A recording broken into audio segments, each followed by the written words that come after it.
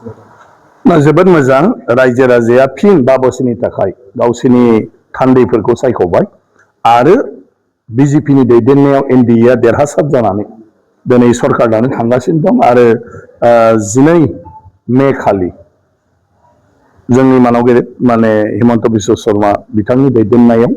माने समायखिरा लानो थांगासिनो दं आरो आं मिजिंथिदों थांनाय 5 बोसोराव हिमन्त बिश्व शर्मा मानाव गेदेर बिथांनि दैदेननायाव जेरैबायदि रायजोनि खामानि जादों आरो रायजो राजानि थाखाय माने बायदिसिना स्किम लानानै बयनिबो जिउआव मदद खालामदों एबारनि 5 बोसोरा आरो बेबायदिनो माबा मोनसे जोंनि थालांनाय जेंनाफोरखौ फोसाबनो हानायाव माने बे सरकारा बिखान्थि लानो हागोन आरो बेजों निश्चय जों एमएलए हिसाबै गावबा गाव समस्थियाव रायजो राजानि जितु हास्थायनाय रायजो राजानि जेफोर जेंना रायजो राजानि जि खामानि मावनो गोनां दं बेफोर खामानिखौ जोङो मावनो हागोन बेखौ आं मिजिं लाखिदों। नोंथाङा मा हास्थायगोन जिहेतु थांनाय समाव नोंथाङा स्पिकारमोन आरो खोब मोजां खामानि मावदों होनना रायजो राजाया बुंगासिनो दं। ना बियो मावथिफोरनि हास्थायनाय बायदि जाया बिबाना जोंहा बिजेपियाव दैदेनगिरिफोर दङ आरो जायफोरनि सिन्थाजों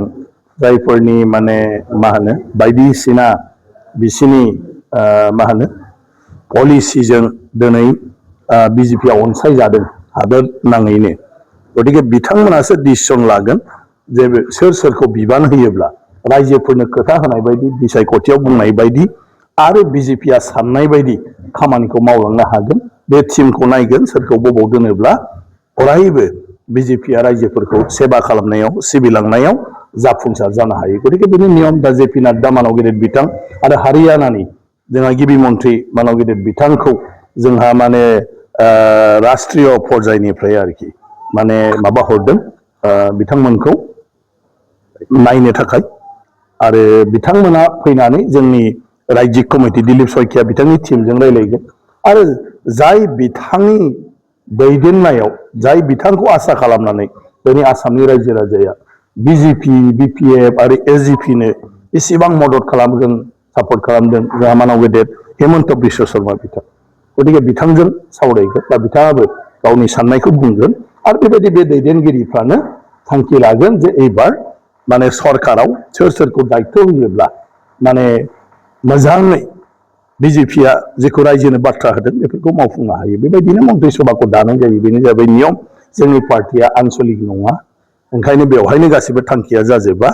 ओंखायनो मिरुनिफ्रायबो बेवहाय बोसोन थायो मिरुनिफ्रायबो मोनसे बिथोन थायो आरो बेखौ मिलायलायनानैसो खालामनाय जायो गतिके 12 अक्ट'नि सिगां बेखौ जों मोनथिनाय नङा बयबो आरो बेखौ दैदेनगिरिफ्रासो बेखौ रावबो एमएलएआबो मोनथिनाय नङा। दा खोथाया जाहैबाय एनडिएआव बिपिएफ दं एजिपि दं बिथांमोननो बा मोननै दोलोनो माबायदि मन्त्रि बा बेसेबां होनाय जादों बेफोरबायदि ना बेखौथ' मन्थ्रियाथ' होखागोन गतिके नाय गासिबहाबो गोबांथार देरहानाय दं बिजेपिया 82सा देरहादों आरो एजिपि आरो बिपिएफआ जि माने जिथा देरहादों गतिके बेखौ दैदेनगिरिफ्रा थांखि लागोन मोनसे प्रपर्शनेटआव होलायलायगोन गतिके आं सानो बे बेलायाव जेबो उसुबिदा गैया आरो अलरेडि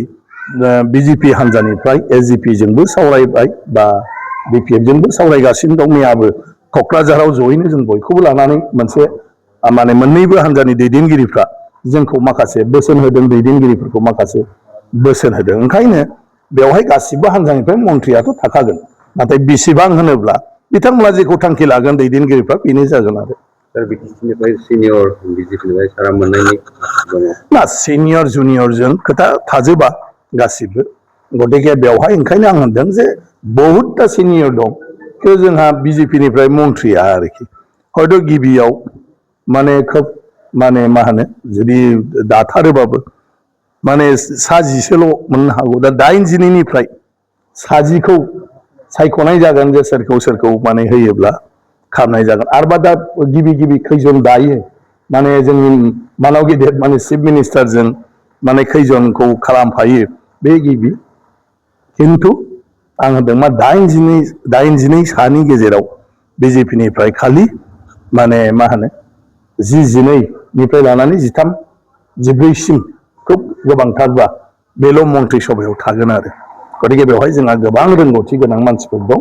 आरो बेखौ लानानै जोंनि दैदेनगिरिफ्रा नायगोन सोर बायदि सुबुंखौ मन्त्रि होयोब्ला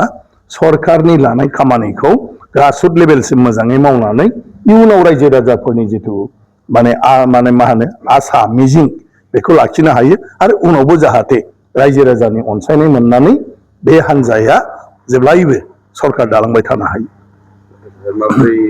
बिटिसि आरो आसामावबो कुनु अपोजिसन पार्टियानो गैया मानो थाखाय फैला बेफोर ना बेनि गुबैयानो जाहैबाय बिथांमोना जेफोर माने बाथ्रा बुंदों बेखौ रायजोआ माने गुरुत्व होआखै माने रायजोजों माने सोमोन्दो थानाय जेंना नङा। मानव गेदेर प्रमद बर' बिथांनि दैदेननायाव इउपिपिएलआ